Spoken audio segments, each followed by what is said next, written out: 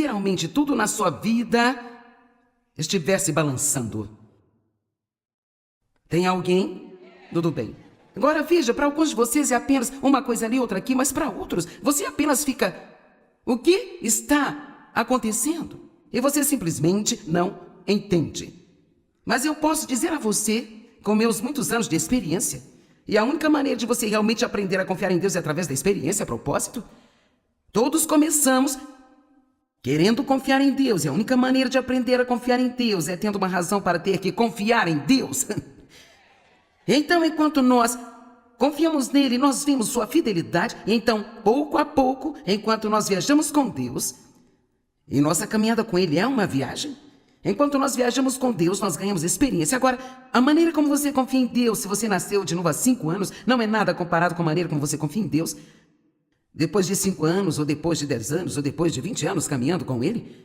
E nunca confiamos 100% completamente, até que Jesus volte para nos pegar, sabe? Mas felizmente nós podemos continuar a crescer. Confiar em Deus é uma decisão. Eu quero incentivar aqueles de vocês que sentem que tudo em sua vida está balançando, que a sua única resposta é confiar em Deus e continuar confiando em Deus e continuar confiando em Deus. E sim, é difícil quando você não entende aquilo que está acontecendo, e é especialmente difícil quando o que está acontecendo na sua vida simplesmente não parece justo. Em Hebreus capítulo 12, verso 26, que é onde vamos começar,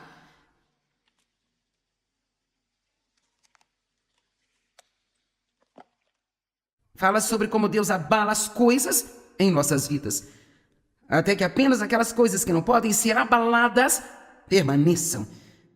Isto significa que o nosso Deus vai trabalhar conosco até que nós deixemos de lado todas aquelas coisas instáveis em nossas vidas. E ficaremos firmes na rocha da nossa salvação, que não pode ser abalada. Deixa-me te dar um exemplo. Eu gosto de exemplos. Jesus ensinou em parábolas e eu acho que nós precisamos de exemplos práticos.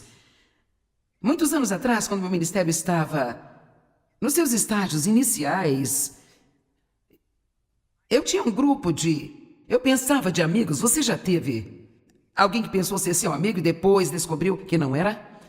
Você sabe, pessoas assim são perigosas para você. Quando você coloca a sua confiança em pessoas que realmente não são quem você acha que são, é uma porta aberta constante para o diabo trabalhar através delas até chegar em você. Então, muitas vezes, Deus, em sua misericórdia, ele vai remover essas pessoas de nossas vidas e, inicialmente, talvez a gente não entenda. É muito difícil quando alguém que você ainda não está pronto para desistir é removido da sua vida. Amém? E eu tinha esse grupo de mulheres, elas me ajudavam no ministério, havia cerca de 12 delas, e eu pensava que elas fossem minhas melhores amigas, que elas nunca me magoariam, eu poderia sempre contar com elas. E esse foi o primeiro erro. Não há ninguém nesta terra que esteja respirando que nunca magoará você. Não importa o quanto eles amem você, como seres humanos, nós não temos a capacidade de nunca magoar alguém ou decepcionar alguém com quem nos relacionamos. Então você terá que se preparar para muita dor se estiver olhando para alguém pensando, você nunca vai magoar-me. Eu poderei sempre contar com você. Não confie em ninguém a não ser em Jesus Cristo. Ele é único e somente ele merece essa total, completa e radical confiança. Nunca olhe para alguém e pense, não sei o que eu faria sem você, não sei o que faria sem você. Você só pode dizer isso a respeito de Jesus. Jesus, eu não sei o que eu faria sem você.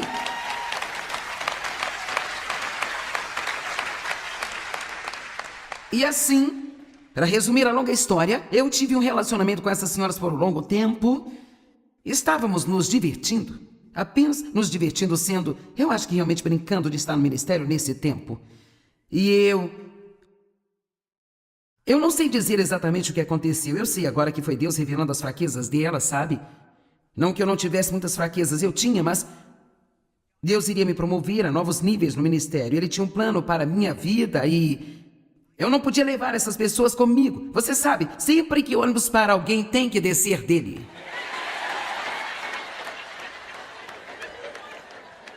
Amém? E assim, Então o ônibus parou e Deus estava pronto para me levar ao meu próximo destino, mas havia algumas pessoas que precisavam descer do ônibus. E eu não sabia disso então. Resumindo essa longa história, descobri que estavam falando de mim pelas costas, descobri que uma delas queria o meu ministério, eu descobri que elas estavam contando mentiras sobre mim e acredite em mim quando eu lhe digo que eu fiquei tão devastada e de coração partido. Eu não podia acreditar porque elas eram cristãs. Agora, eu vinha de relacionamentos mundanos onde as pessoas faziam esse tipo de coisa, sabe? Mas, cara, essas eram cristãs. Então não olhe para os seus amigos cristãos e pense, você nunca vai magoar a mim. E não é que as pessoas sejam, mas elas são apenas pessoas. São apenas pessoas carnais. Então, esse é o momento de que eu posso me lembrar de quando, cara, meu mundo foi abalado. Quero dizer, abalado. Eu não conseguia entender o que estava acontecendo. A dor na minha alma, ela era tão profunda. Mas parte do que você tem que perceber é que aquilo que você não entende agora, as coisas pelas quais você está passando agora que você não entende, parece que nada faz sentido para você agora, mais tarde, eu garanto a você, mais tarde, você olhará para trás e dirá, agora eu entendo. Agora eu entendo. Amém? E por favor, acredite quando digo que muitas das coisas que você pensa que são terríveis, na verdade, elas são boas.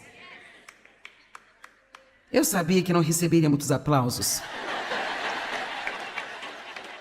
E as coisas que não são boas, Deus pode transformá-las em bem. Mas agora escute, somos parceiros de Deus e Ele não somente transforma tudo em bem. Nós confiamos nele e Ele transforma tudo em bem. Nós confiamos em Deus e Ele faz com que tudo coopere para o nosso bem. Então, para aqueles de vocês que estão aqui neste edifício ou estão assistindo em casa, e você sente que tudo em seu mundo está balançando, olha, eu entendo o que você está passando, mas posso dizer-lhe que muitas das coisas que estão balançando são coisas de que você realmente não precisa delas em sua vida. Então são coisas estáveis e Deus vai dar a você algo que é estável, que é mais dele. Sabia que quanto menos de outras coisas você tem, mais Deus tem espaço em sua vida? Lembro-me de gemer uma vez, ó Deus, simplesmente não tem mais ninguém além de você. Pobre Joyce presa com Deus, isso não é tão terrível. Tudo bem, verso 26. Então no Monte Sinai, a sua voz abalou a terra. Mas nesse tempo agora ele promete. Uma vez mais eu agitarei e farei tremer não só a terra, mas também o estrelado céu. Agora esta expressão ainda uma vez indica a emoção final e a transformação de tudo que pode ser abalado. Isto é,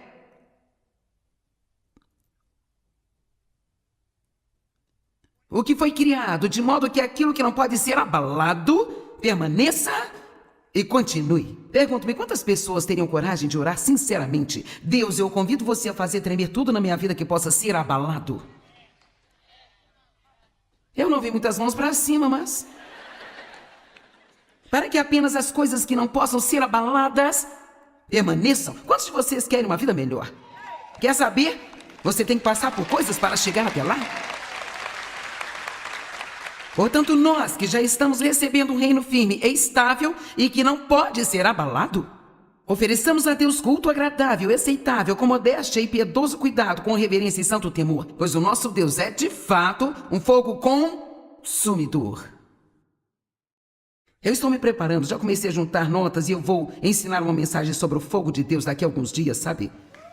Muito em breve. Você sabe, a Bíblia fala muito sobre o fogo. O fogo é um agente de purificação. E eu acredito naquele batismo de fogo, do qual a Bíblia fala a respeito. João disse, eu batizo com água, mas virá um logo após mim, que batizará você com o Espírito Santo e com fogo. Nós não ouvimos o bastante sobre o batismo de fogo. Mas eu tive isso na minha vida, e muitos de vocês tiveram também. E não foi agradável, mas eu vou te dizer o que significa. Deus vem e entra. Então ele queima tudo na sua vida que é inútil. E aquilo que vale a pena, ele incendeia com a sua glória. Eu vou dizer mais uma vez, porque você está me olhando de olhos arregalados. Por que iríamos querer ficar com coisas inúteis? Eu não sei, você tem alguma atitude ruim que poderia ser queimada? Não, você não tem, tenho certeza.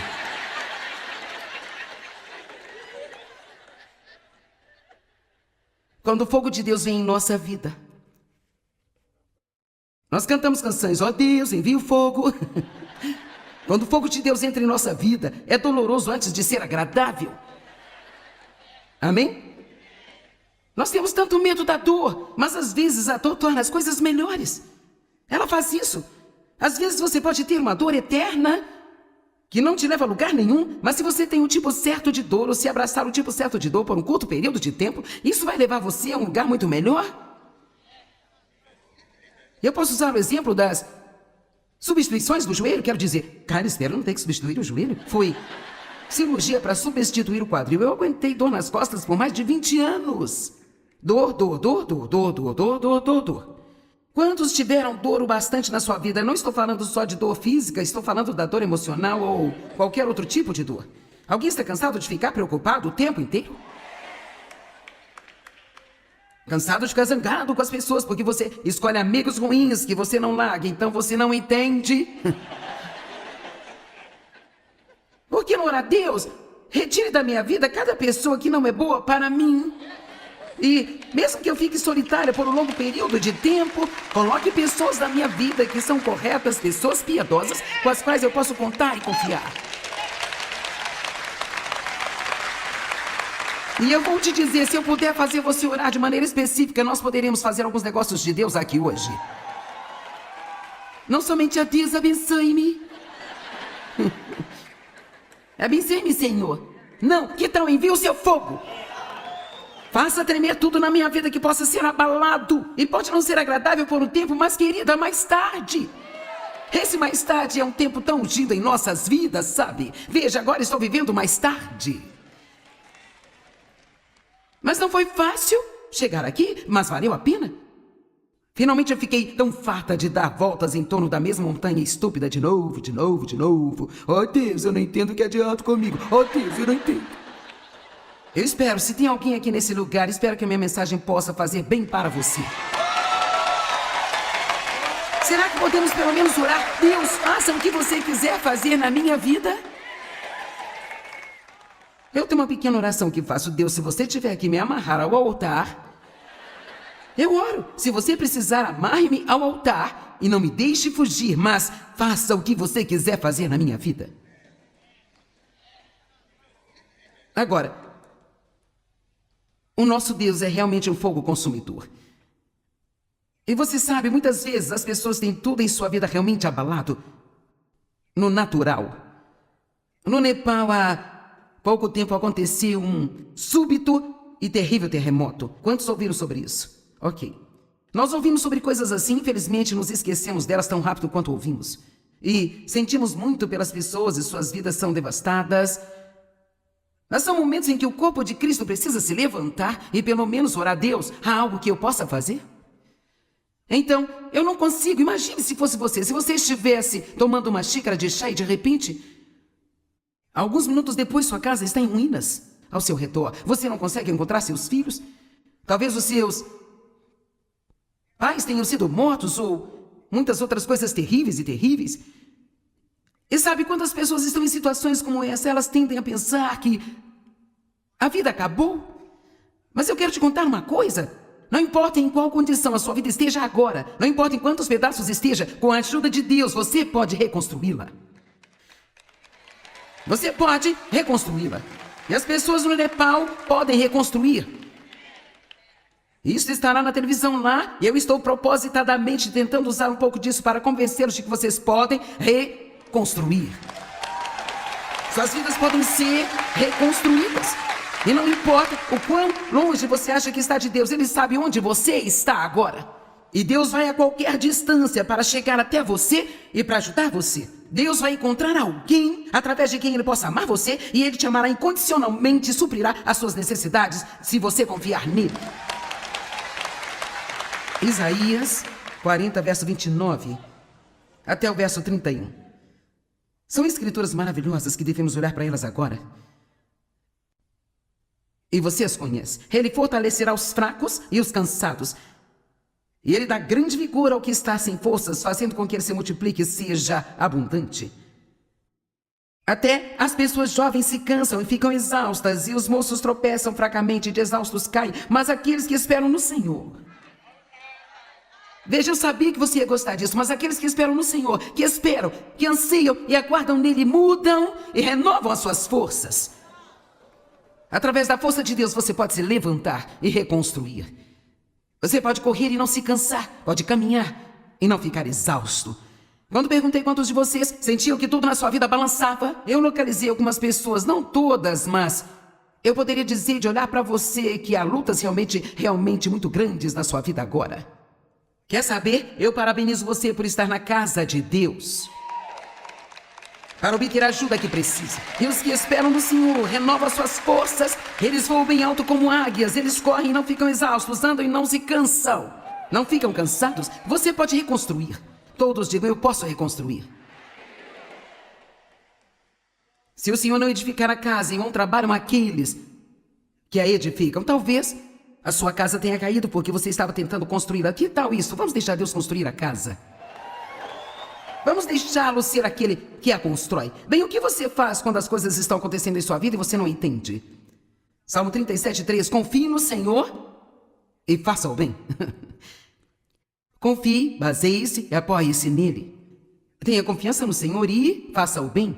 Muito simples. É um plano de 2 passos para o sucesso. Quando tudo na sua vida estiver caindo aos pedaços, confie em Deus e faça o bem agora. Eu fiz isso em detalhes esta manhã, mas deixe-me dizer rapidamente que o que quer que nos aflige, a palavra de Deus é remédio para a nossa alma. E, sabe, por exemplo, se eu peco e fico infeliz com culpa porque eu pequei, eu posso tomar uma boa dose de Deus, perdoe-me. Eu posso tomar uma boa dose da misericórdia de Deus e ser curado em minha alma. Se eu estou com raiva de outra pessoa porque ela magoou-me, eu posso tomar uma boa dose de eu perdoo você e ser completamente curada. Se eu estiver com ciúmes de alguém, porque esta pessoa está tendo o que eu quero, eu posso tomar uma boa dose de contentamento e minha alma pode ser curada. Mas há uma coisa que é a resposta para todos os problemas que nos afligem, é o medicamento. Confiar em Deus e fazer o bem. E se você tiver um grande frasco desses 2 medicamentos em casa, não importa o que aconteça, você tem o que precisa para sempre estar bem. Agora veja, esta é uma receita para a confiança. Ela vem do Dr. Jesus. Destina seu paciente todo aquele. Tome o quanto for necessário, pelo tempo que precisar. As recargas são infinitas. Mas você tem que ter cuidado, isso tem efeitos colaterais. Quer dizer, quando você começa a tomar confiança, uau! Tem o efeito colateral de paz, alegria, estabilidade, confiança. Uma vida melhor. E então, se você combiná-los com alguns fazer o bem, veja, eu acho que muitas vezes pensamos, bem, eu estou confiando em Deus, mas o que você está fazendo? Enquanto você confia em Deus, você está semeando algumas boas sementes na vida de uma outra pessoa e acreditando que mesmo que você não consiga solucionar seu problema, você ainda pode ajudar alguém. E ao fazê-lo, você está semeando uma semente que irá trazer uma colheita em sua vida. E mesmo em algo assim tão devastador como aquele terremoto no Nepal, eu iria lá e pregaria a mesma mensagem que eu estou pregando para você, porque não importa o quão mal você esteja, você sempre pode encontrar alguma coisa para fazer para outra pessoa, e nada deixa o diabo mais nervoso do que quando ele está jogando o seu melhor e maior problema em você. Você dizer, eu vou confiar em Deus e eu vou ajudar outra pessoa.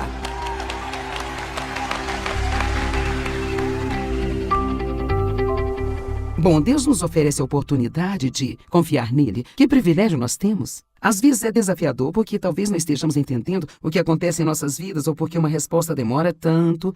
Mas uma das coisas que é definitiva é que confiar em Deus vai trazer paz para as nossas vidas.